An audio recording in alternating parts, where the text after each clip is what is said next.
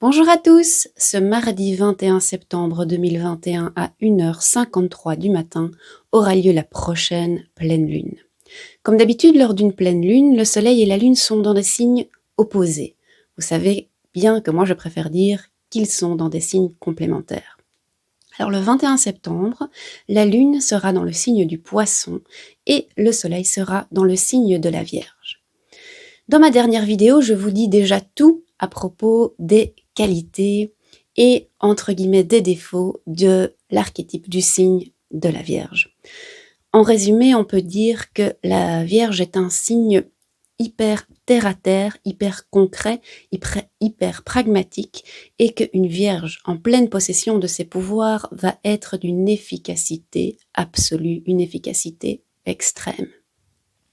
Maintenant qu'on sait ça, on sait que lors de la pleine lune, les énergies vont travailler sur cet axe Vierge-Poisson. Donc, quel est donc cet axe? Quelles sont les complémentarités du Poisson par rapport à la Vierge?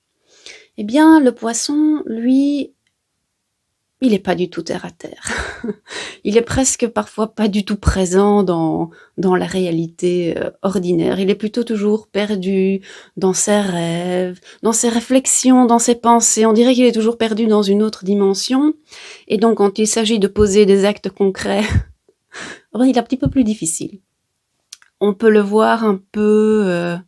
Parfois, on se demande un peu ce qu'il fait, quoi. Mais faut pas se tromper. En fait, le Poisson n'est pas en train de rien faire.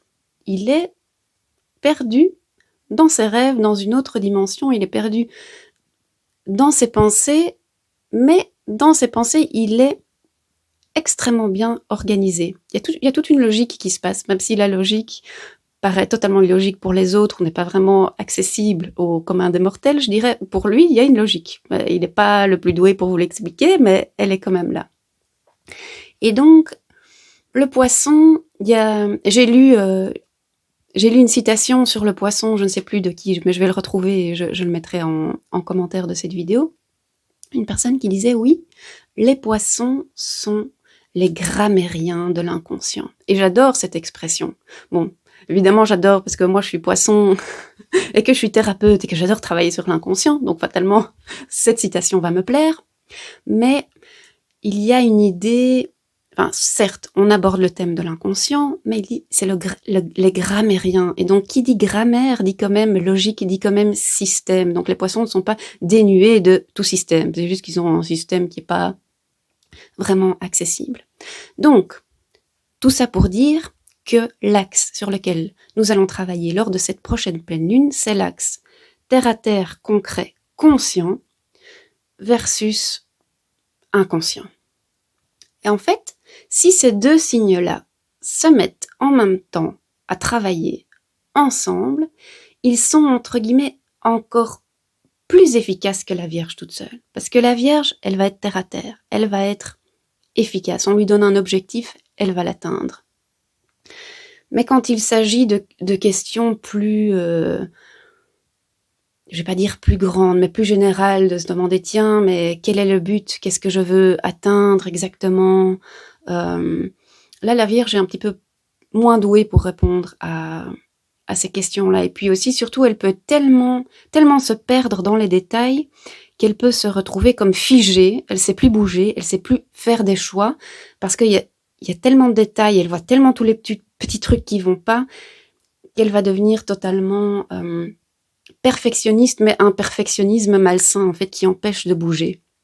Alors que le Poisson, tous ces détails-là, oui, ok, il va les voir, les regarder, mais il va prendre ses décisions en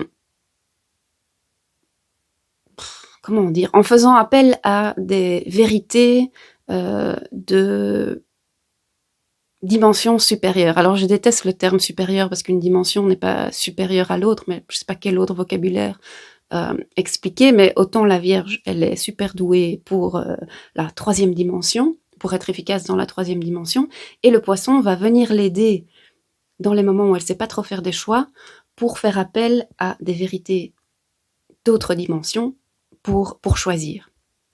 Et en fait, c'est même en mathématiques, si vous voulez faire un choix, qu'est-ce que vous faites en général? Vous maximisez une fonction.